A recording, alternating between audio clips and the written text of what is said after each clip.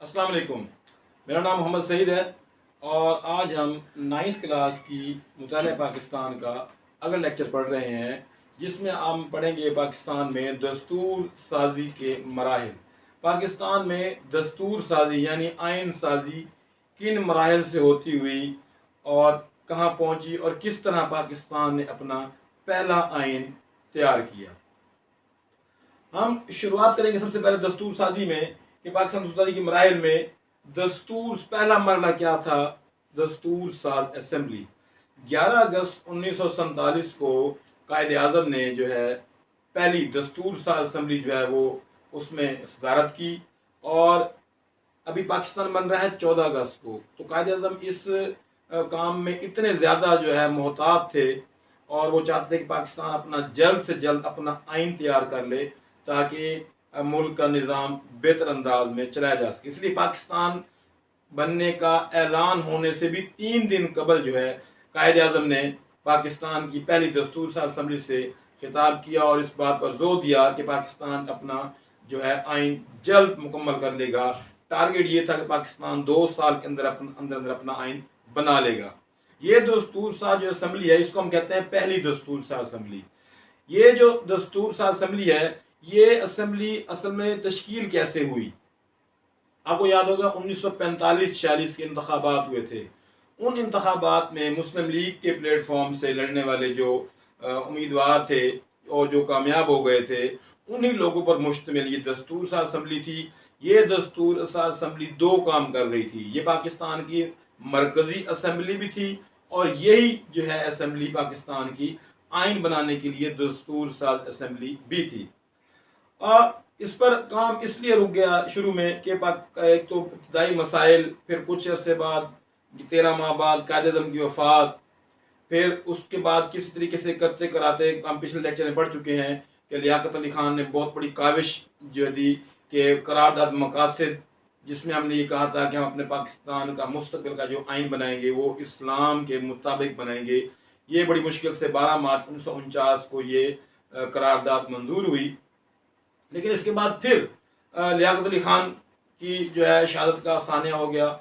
इसके बाद लियाकत अली खान की वफात के बाद जो है पे दर पे मुश्किलात बढ़ती गईं और हमारे जो सियासतदान थे, हुक्मरान थे, वो अपनी जो है वजारत लेने के चक्कर में इतने ज़्यादा जो है वो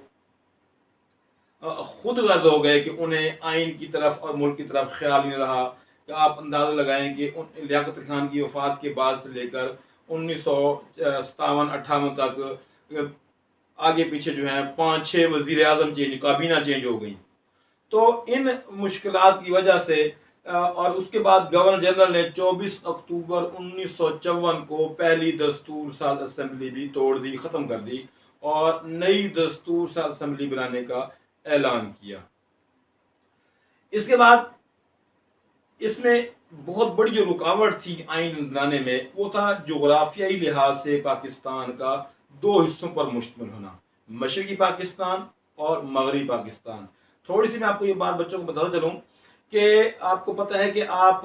जहाँ अपनी पाकिस्तान में रहते हुए भी हैं या दुनिया कहीं किसी कोने पर भी हैं, जब आप किसी जगह से चलते हैं तो जोग्राफियाई लिहाज से थोड़ा आगे जाकर चंद 100 किलोमीटर के बाद आपको वहाँ के लोगों का रहन सहन में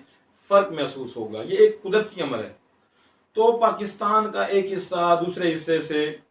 2000 लगभग किलोमीटर दूर था, तो वहाँ की और यहाँ की तहजीब, सकाफत, ज़ुबान, रहन सहन सब में बहुत फ़र्क था, जो कि आइन बनाने में सबसे बड़ी रुकावट था। पाकिस्तान को एक तो ये मसला था कि जिस तरह पहले अंग्रेज़ों को मसला था कि वो कोई ऐसा आइन नहीं बना सके थे जो पूरे हिंदुस्तान के लोगों के लिए काबिल कबूल होता, तो अब यहाँ पर भी यही मसला था, क्योंकि एक तो मशरकी पाकिस्तान आबादी के लिहाज से मगरबी पाकिस्तान से बड़ा था, लेकिन रकबे के लिहाज से वो सिर्फ एक सूबा था,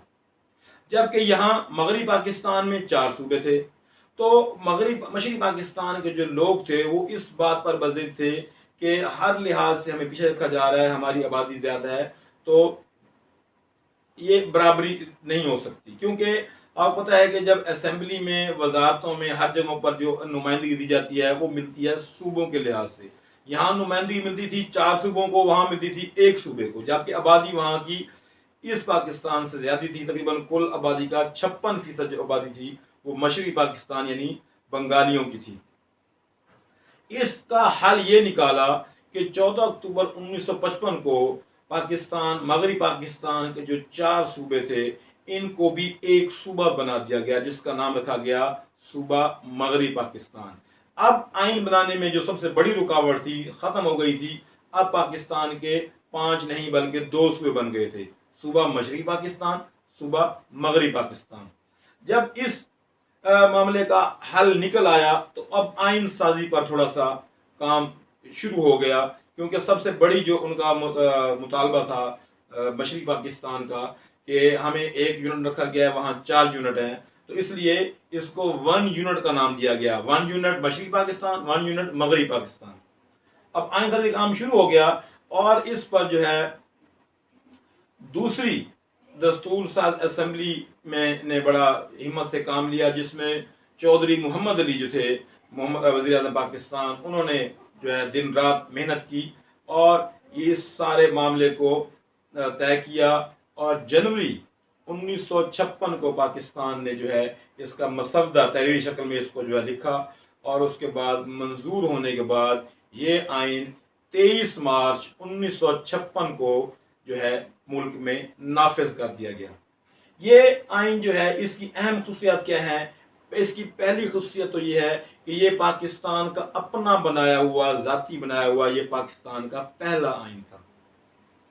اس سے پہلے پاکستان میں کون سا آئین نافذ تھا ہم پہلے پڑھ چکے ہیں۔ اس سے پہلے پاکستان میں جو انگریزوں کا بنایا ہوا 1935 کا آئین تھا، ایکٹ تھا، اس کو تھوڑی بہت ترمیم کرنے کے بعد پاکستان میں عبوری آئین کے طور پر نافذ کر دیا گیا تھا کہ جب تک پاکستان اپنا آئین نہیں بنا لیتا اس وقت تک پاکستان کا یہی آئین چلے گا۔ تو پاکستان میں جو ہے آخر کار 1956 کو پاکستان کا پہلا آئین بن گیا۔ اس آئین میں پاکستان کا نام اسلامی جمہوریہ پاکستان، یعنی اس میں جمہوریت ہوگی، یعنی لوگ جو ہے منتخب ہو کر آئیں گے اور وہ حکومت کریں گے، اور یہ جمہوریت اسلامی ہوگی، یعنی ہم اس جمہوری نظام کو اسلامی نظر سے آگے چلائیں گے، اسلامی لحاظ سے اس کو چلائیں گے، تو یہ اسلامی جمہوریہ پاکستان اس کا نام رکھا گیا ہمارے پہلے آئین کے اندر۔ اس کے بعد جی پاکستان کو وفاقی پارلیمانی نظام حکومت دیا گیا ہے، جس کے اوپر ایک گورنر جنرل اور نیچے اس کے وزیر اعظم یعنی پارلیمنٹ، یہ پارلیمنٹ نظام پاکستان میں ایک وفاق ہوگا، اور وہ وفاق جو ہے وہ دونوں صوبوں کو کنٹرول کرے گا اور احکامات جاری کرے گا، اور پاکستان میں پارلیمانی نظام حکومت جو ہے پارلیمنٹ ہوگی، اور اس پارلیمنٹ میں جو ہے انتظامی امور کا جو سربراہ ہوگا وہ وزیر اعظم ہوگا، اور ملک کا سربراہ ہوگا وہ گورنر جنرل ہوگا۔ نمبر 4 پہ اس میں آتا ہے اقتدار اعلیٰ کا تصور۔ اس آئین میں جس طرح ہم قرارداد مقاصد میں پڑھ چکے ہیں، اس آئین میں قرارداد مقاصد کو بھی شامل کیا گیا تھا اس کی افتتاحیہ کے اندر، اور اس کے اندر یہ بھی بات شامل کی گئی کہ پوری دنیا کا جو سب سے بڑا اقتدار ہے، اختیار کا جو مالک ہے، وہ صرف اور صرف اللہ تعالیٰ کی ذات ہے۔ اور بطور مسلمان ہم یہ سمجھتے ہیں، اس آئین میں کہا گیا کہ بطور مسلمان ہم یہ سمجھتے ہیں کہ مسلمانوں کے پاس جو حکومتی نمائندے ہیں ان کے پاس جو اقتدار ہے، اختیار ہے، وہ اللہ تعالیٰ کی طرف سے ہمارے پاس بطور امانت ہے۔ یعنی دیکھیں امانت کیا ہوتی ہے؟ امانت یہ نا کہ میں کسی بچے کو فرض کر دیتا ہوں 1000 روپے، ابھی یہ آگے جا کر کسی کو دے دیں، تو وہ امانت ہے، وہ اس میں سے خیانت نہیں کر سکتا، وہ جا کر 1000 ہی آگے دے گا۔ یہاں پر جو اختیارات ہیں بطور مقدس امانت کیا ہے کہ اللہ تعالیٰ نے قرآن پاک میں، حدیث میں حکومتی نمائندوں کو اختیارات جو ہیں ان کی حدود بتا دی ہیں، اور وہ اس حدود سے تجاوز نہیں کر سکتے، اپنی مرضی سے کچھ نہیں کر سکتے۔ جس طرح انہیں قانون میں، قرآن میں، حدیث میں بتایا گیا ہے، تو وہ اس جو ہے اختیار کو جتنا انہیں کہا گیا ہے اتنی اس حدود کے اندر رہتے ہوئے اس مقدس امانت کو پورا کریں گے اور ان اختیارات کا ناجائز فائدہ نہیں اٹھائیں گے۔ نمبر 5 ہے مکمل شہری حقوق کی فراہمی۔ اس بات پر بھی زور دیا گیا اس آئین کے اندر کہ تمام شہری، یہاں شہری سے مراد دیہاتی اور شہری والا شہری نہیں ہے، یہاں شہری سے مراد ہے شہریت، اس ملک کے رہنے والے، یعنی اس ملک کے جتنے باشندے ہیں، چاہے وہ کسی مذہب سے ہیں، کسی طبقے سے ہیں، کسی معاشرے سے ہیں، ان سب کو ایک جیسے جو ہے وہ حقوق ان کو فراہم کیے جائیں گے۔ نمبر 6 ہے عدلیہ کی آزادی اور تحفظ۔ عدالتوں کو اس بات کی جو ہے گارنٹی دی گئی کہ آپ بالکل جس طرح میں بتایا تھا قرار مقاصد کے اندر کہ آپ انصاف کے تقاضے پورے کرتے ہوئے آپ بغیر کسی دباؤ کے، بغیر کسی ڈر خوف کے انصاف پر مبنی فیصلہ کریں گے، اور اعلیٰ عدالتوں کے جو ججز صاحبان ہیں ان سب کو ان کی ملازمت کا اور ان کی جان مال کا تحفظ بھی دیا گیا ہے کہ آپ جو ہے بغیر کسی ڈر خوف کے اپنی جو ہے نوکری کریں، چاہے کوئی بڑے سے بڑا جرائم پیشہ آدمی ہے تو آپ اس سے ڈرے بغیر آپ کو اس کا تحفظ دیا جائے گا، آپ کی ملازمت سے آپ کو نہیں نکالا جائے گا۔ تو آپ کو عدالتوں کو، یعنی عدلیہ جو ہے عدالتوں کی جمع ہے، تو میں پچھلے چیز بتایا تھا آپ کو عدلیہ کی آزادی کیا ہوتا ہے، یعنی تینوں قسم کی جو عدالتیں ہیں، ضلعی عدالتیں، صوبائی عدالتیں اور ہماری سپریم کورٹ، تو ان کی آزادی ہوگی ان کو فیصلہ کرنے کی انصاف کے مطابق، اور ان کے جو ججز صاحبان ہیں ان کو اس بات کی تحفظ کی ضمانت دی جائے گی کہ انہیں نوکری، ان کی جو ملازمت ہے اور ان کی جو سیلری ہے وہ اس کو ان کو پورا تحفظ فراہم کیا جائے گورنمنٹ کی طرف سے۔ پھر ہے اردو اور بنگالی قومی زبان، جہاں پر ایک جھگڑا یہ تھا مشرقی اور مغربی پاکستان کے اندر کہ وہاں مغربی پاکستان کے 4 صوبے ہیں اور مشرقی پاکستان کا 1 صوبہ ہے، وہاں ایک سب سے بڑا ایک اور ایشو بھی تھا، وہ تھا زبان کا مسئلہ۔ بنگالی جو تھے وہ میں نے بتایا جس طرح آبادی کے لحاظ سے مغربی پاکستان سے زیادہ تھے، اور ان سب کی ایک ہی بولی تھی، زبان تھی، اور وہ تھی بنگالی، جبکہ یہ آبادی پورے پاکستان کا 46 یا 44% آبادی تھی، لیکن ایک زبان نہیں بولتے تھے۔ یہاں پر آپ کے سامنے پنجابی ہے، پشتو ہے، بلوچی ہے،